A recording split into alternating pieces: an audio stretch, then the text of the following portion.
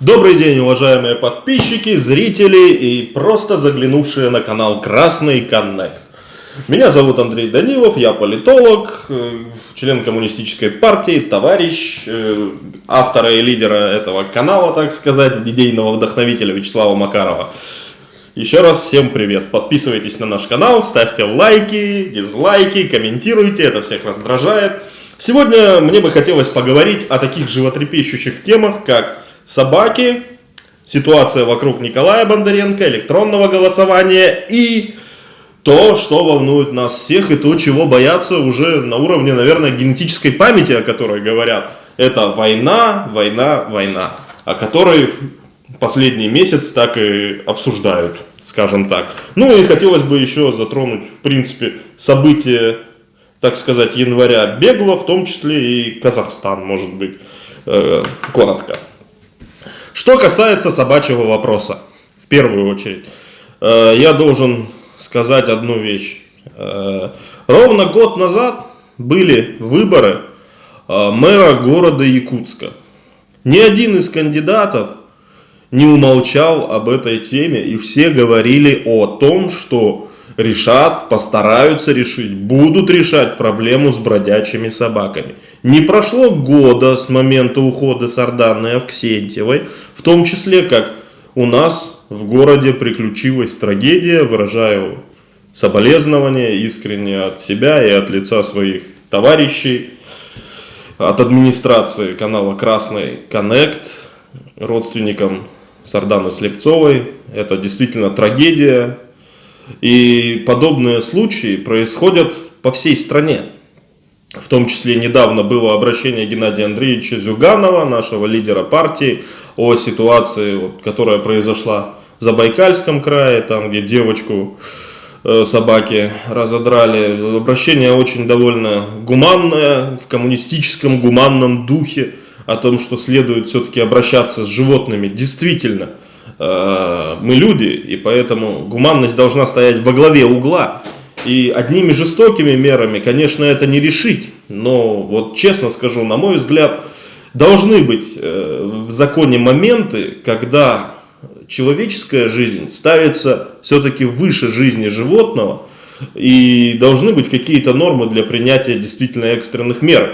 А в принципе ознакомиться с обращением Геннадия Андреевича, которое в наших социальных сетях распространяется, вы можете, Вячеслав, наверное, добавит здесь ссылочку в описании на обращение, либо на наших ресурсах, либо на ресурсах Центрального комитета.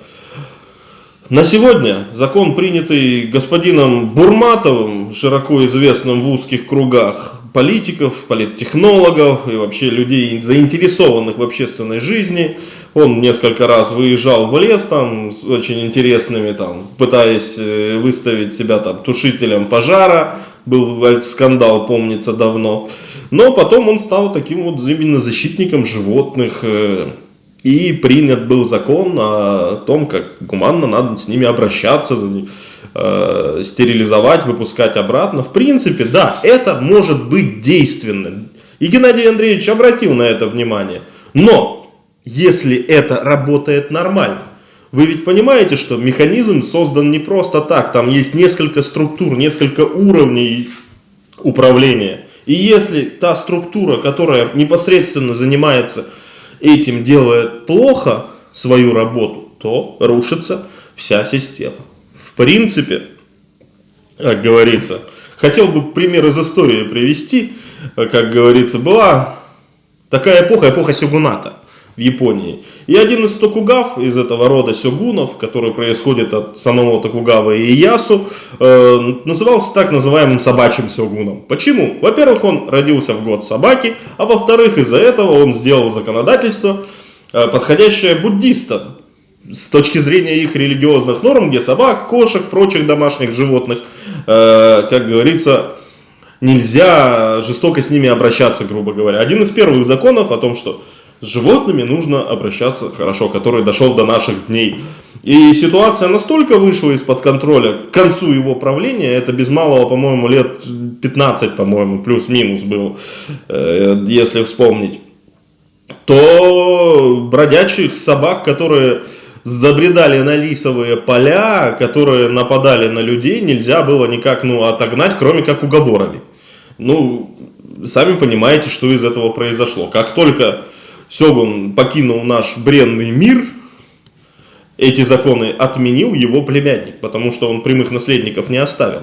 И на сегодняшний день, в том числе в Японии, мы не будем брать, к примеру, Европу, которую многие хейтят, и те же самые США, с которыми у нас сейчас напряженка. Возьмем, к примеру, Японию. Там бродячую собаку, если ловят, не находят хозяев, никто не объявился, не забрал, к сожалению, гуманно усыпляют. Это, конечно, жестоко, да, но в принципе оправданно и работает. К сожалению, наш мир устроен таким образом. В принципе, так и в других странах. Да. Если что, насчет этого тоже есть ссылочка в Википедии, тема собачий сёгун и прочее, прочее. Конечно, я не призываю никого там убивать собак самостоятельно, там, тем более их травить и прочее. Я сам собаковод, у меня есть собака, как говорится. И действительно, как-то это надо решать, естественно, регулировать численность, регистрировать, в конце концов, вводить налоги и ответственность за... В конце концов, пока мы не научимся за нашими питомцами какашки убирать банально, у нас не будет порядка в стране. Так. Касательно темы политических репрессий на сегодняшний день. Перейдем сразу от братьев наших меньших к нашим делам насущным. Как вы помните, во время Думской кампании и еще до нее на коммунистов начался некий накат волны таких репрессий, связанных с их общественной позицией и с тем, что они выражали мнение противоречащее, так сказать, генеральной линии правительства и правящей партии «Единая Россия» касательно и QR-кодов, касательно и дистанционного голосования, которого мы обязательно коснемся, как говорится, в дальнейшем по поводу нашего разговора, по ходу нашего разговора, простите. И что я хочу сказать. От маховика репрессий сейчас страдает наш товарищ Николай Бондаренко. Коля, если ты нас смотришь, привет. Он нас обучал, так сказать, на наших курсах ЦПУ в апреле прошлого года буквально. Мы от имени Якутского рискома должны выразить большую поддержку и, как говорится, Николаю Бондаренко, и выступить резко против преследования нашего яркого товарища, который выражает мнение, скажем так, большинства населения. Буквально, если даже посмотреть на его ролики о том, как он ярко критикует, шельмует, так сказать, и доводит до сведения власть имущих свою позицию, то есть позицию простых его избирателей, он говорит это прямо, открыто и без всякого стеснения, действительно. На него завели несколько административных дел, пытались ввести уголовное дело за пост десятилетней давности, который был сделан на основании некой программы «Единой России», которая почему-то относится нынче к запрещенным материалам, хотя в принципе я не удивлен, потому что мы не вспоминаем ни план Путина, с которым они шли в 2007 году в Госдуму, ни стратегию 2020. Хотя 2020 год уж прошел как 2 года назад, скажем так. Минимум год назад, если так уж по этим 2 судить по цифрам. Поэтому на сегодняшний день и не один он стал жертвой подобного. Ленинградские комсомольцы, возложившие цветы на день революции, на день комсомола, в том числе преследуются наши товарищи, которые организовывали здесь мероприятия, связанные с тем, чтобы почтить память борцов, павших за дело революции и в том числе других мероприятий, выразить свою гражданскую позицию в одиночном пикете, соблюдая все нормы. Они были также привлечены. Идет настоящий накат. Меня на этом фоне удивляют комментаторы, которые говорят, вот настоящая оппозиция сидит. Подождите, и нас могут, в принципе, отправить туда. Потому что мы выражаем действительно мнение народа. Люди против QR-кодизации. Люди не против прививок, между прочим. Люди прививаются, в том числе и я. Хотя многие действительно есть отрицающие это люди. Но при том, при всем, ответственность у людей есть. Но из-за того, что сейчас везде нужно это все показывать, это действительно затрудняет работу. И это был действительно непродуманный закон. Общественный транспорт, где пытались это ввести, мог бы, пробные эксперименты показали коллапс. Говоря уже о других вопросах, давайте уж говорить и о дистанционном электронном голосовании, против которого протестовали наши, скажем так, народные трибуны в лице Николая Бондаренко, Влада Жуковского, Макса Советника и Валерия Рашкина в том числе, насчет которого сейчас, конечно, идут всякие разбирательства, но я не сомневаюсь, что Валерий Федорович в этом деле, как говорится, не по злому умыслу замешан, опять же, в том числе. На них на всех были заведены дела. На тех кандидатов, которые шли, это и Ступин, и Багина, всех московские, Янгалычева, всех их преследовали, а сейчас идет ситуация с Николаем Бондаренко. И я думаю, если мы всем миром, всем народом поможем нашему Николаю, лайком, как говорится, комментарием в поддержку, не знаю, уже есть петиция, где, насколько мне кажется, в интернете, я еще не проверял, извините, но я думаю, что только так мы сможем остановить, только всеобщей оглаской, поэтому распространяйте это видео. Ну и давайте сразу перейдем насчет электронного голосования. Что у нас? Коммунисты протестовали и будут протестовать против этой меры, потому что электронное голосование на сегодняшний день, по мнению ряда специалистов, не защитит, скажем так, данные личные пользователя. А о чем говорили и весной 2021 года, когда проходил небезызвестный праймериз одной небезызвестной партии под названием «Единая Россия», когда многие жаловались на то, что их аккаунт почему-то был взломан и участвовал в этом негосударственном партийном мероприятии без их ведома. И были поданы соответствующие жалобы в правоохранительные органы и на саму эту систему, в том числе и госуслуги, по-моему. Об этом писали наши товарищи и размещали активно в социальных сетях. Что же касается вообще в принципе право голосовать, большинство населения планеты, по крайней мере в благополучных, более-менее цивилизованных странах, получили только в 20 веке, некоторые во второй половине. Женщины в некоторых странах получили право голосовать в 70-е годы 20 века. Как вам такое? 50 лет назад, к примеру, в 60-е и 70-е активно боролись во Франции за избирательные права женщин. Имущественный ценз убрали во многих странах тоже к 50-м годам. В том числе те же самые Соединенные Штаты Америки в некоторых местах тоже ограничивали избирательное право. И только в Советском Союзе в 18 году по приходу к власти большевиков был издан декрет о всеобщем, как говорится, избирательном праве. Точное название, конечно, там по-другому, но все равно. И получили женщины и все люди без имущественного ценза. Без всяких ограничений, как говорится. Если ты гражданин страны, ты можешь голосовать. Да. Если ты, конечно, не поражен в правах по какому-либо принципу. Но на сегодняшний день и ты не можешь быть уверен, что за тебя не проголосуют, это раз. Избирательные комиссии не могут быть уверены, что с тобой рядом не стоит человек, который говорит тебе, как голосовать, и за это отваливают котлету, так сказать, денег. Или не угрожает тебе или твоей семье. Ведь известны случаи, что когда были нарушения на выборах в Государственную Думу, людей банально выталкивали с участков, применяя физическую силу. И неизвестно, кто голосует. Возможно, это даже автоматизированная программа. Вы же, может быть, имеете аккаунт в госуслугах, в который заходите через МФЦ или через что-либо. То есть есть доступ третьих лиц.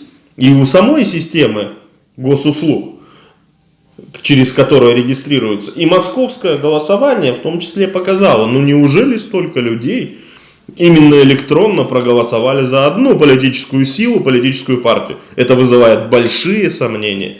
И поэтому коммунисты выступают за реальное физическое голосование, чтобы люди видели, чтобы это были не мертвые души в том числе, которые могут голосовать по паспорту. Ваши паспортные данные даже есть у мошенников, которые служба безопасности там какого-либо банка, и, в принципе, знаете, лучше прийти на участок и самостоятельно проголосовать. Вот паспорт, вот человек, и ты осуществляешь свое право. В некоторых странах даже делается специально, ставится меточка, бирочка, отметка о том, что ты пришел и проголосовал.